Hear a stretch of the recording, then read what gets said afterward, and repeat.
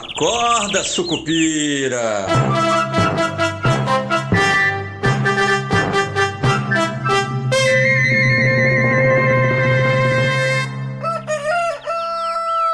Bom dia, pessoal, sejam todos muito bem-vindos, sejam todas muito bem-vindas. Esse é o nosso Acorda Sucupira do dia 6 de outubro. Eu sou Rodrigo Oliveira e esta é a primeira segunda-feira de outubro, né?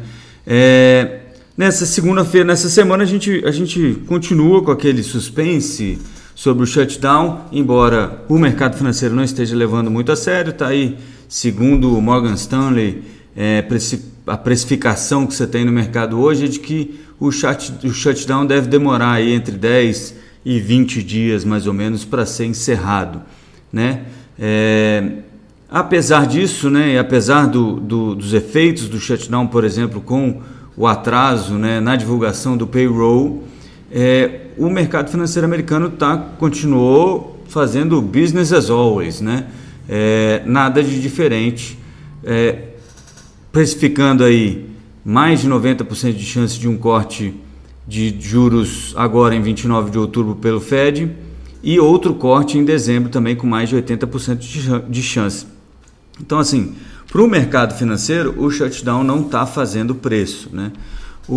Para o mercado financeiro americano, para o mercado financeiro brasileiro também não está fazendo muito mais preço. O que está mexendo um pouco com os preços aqui é o fiscal e um pouco do risco fiscal que a gente tem agora com a elevação da isenção, da faixa de isenção do imposto de renda para R$5 mil, que deve ser aprovada ainda nessa semana pelo Senado, provavelmente, né, ou na semana que vem, mas de qualquer maneira está tudo mais ou menos certo que o Senado também vai aprovar essa medida, assim como foi aprovada na Câmara, né, que acabou aceitando a proposta com 493 votos favoráveis e 0 votos contrários, né? O mercado entende que as medidas de compensação que estão lá nesse PL do imposto de renda são satisfatórias, né? Vão cobrir aí o gasto tributário que a gente vai ter com a ampliação da isenção e com aquele desconto, né, para a faixa entre R$5.000 e R$7.300 aproximadamente aí, mas o mercado está preocupado com o fiscal porque isso amplia o gasto, né, não com o fiscal nesse caso, né, mas isso amplia o gasto e pressiona a inflação, o que pode fazer com que os juros fiquem altos por mais tempo. E no caso do fiscal, a gente tem a MP 1303 que vence no dia 8, quer dizer, quarta-feira desta semana, e ainda precisa ser aprovada pela Câmara e pelo Senado. Para quem não lembra, a MP 1303 é aquela MP que,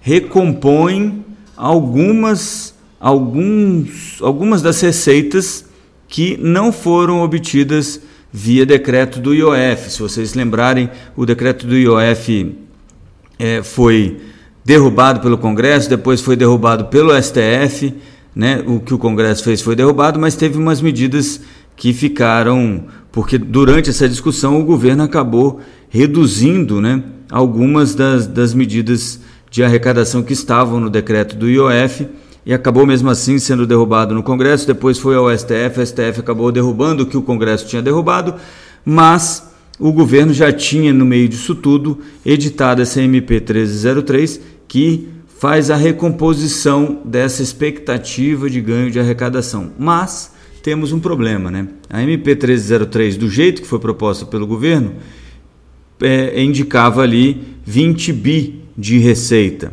Mas o relator, o Zaratini, do PT, Carlos Zaratini, já fez algumas concessões e, por exemplo, LCA e LCI que passariam a ser tributadas não serão mais tributadas de acordo com o relatório dele. Então, no fim das contas, conforme essa pressão vai aumentando contra o governo, né, o tempo aqui está contra o governo, é possível que a medida tenha mais, mais adaptações, mais flexibilizações que vão diminuir a receita esperada para o governo com essa medida provisória.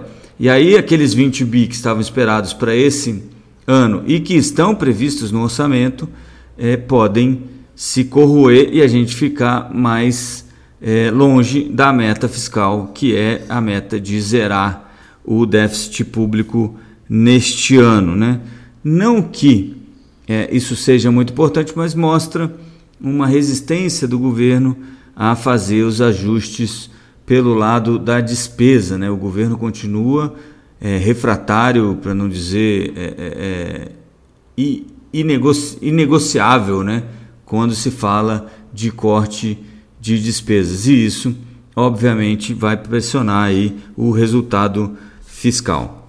Então tudo isso atrapalha um pouco a história dos juros e a história do que o Banco Central pode fazer daqui para frente. De qualquer maneira, o mercado local continua precificando um corte de juros a partir de janeiro do ano que vem, mas isso começa a ficar um pouco menos fácil de ver em função dessas pressões fiscais que a gente tem visto e pressões inflacionárias, como por exemplo essa do aumento da faixa de isenção do imposto de renda para quem ganha até R$5.000, e também outras ideias que têm circulado por aí, como tarifa grátis e outras coisas nos ônibus e outras cositas que parece que o Palácio do Planalto está pensando. Eu acho que no fim das contas isso é só para inglês ver, né? Essa história de tarifa grátis vai ser uma promessa de campanha, e aí você diz, olha, entreguei a promessa que todo mundo dizia que era mentira, que era a isenção dos R$5.000, e vou entregar essa da tarifa de ônibus, e aí você tem 4 anos para ver como resolve essa pendenga, né? Falando de inflação, essa semana tem IPCA na quinta-feira, a expectativa é que o IPCA acelere depois de uma deflação no mês passado, né, no mês de agosto. Agora em setembro ele deve acelerar porque sai o bônus de Itaipu, e aí você tem esse efeito rebote, né? A gente já sabe como isso funciona, não é preocupante, mas volta a mostrar que a inflação continua vivinha da Silva. Só para falar um pouquinho mais, né, de política eleitoral, a Folha está dizendo aí que o Bolsonaro já decidiu que vai apoiar o Tarcísio, mas que a Michelle tem que ser vice. O Globo fala que o Estadão está falando que o Bolsonaro está confundindo os aliados, porque volta e meia diz que a Michelle vai ser senadora, depois vice-presidente. O Flávio Bolsonaro saiu na Veja que estaria se candidatando a vice também na chapa com o Tarcísio. O Ronaldo Caiado diz que, apesar da falta de apoio do partido dele, ele vai ser candidato a presidente. Tem muita gente dizendo que o Romeu Zema e o Ratinho também vão para o enfrentamento, o que mostra que estamos já em ritmo eleitoral, né? Todo mundo querendo um pouquinho, como é que se diz, se fazendo caro para ganhar um dinheirinho para se vender lá na frente, né?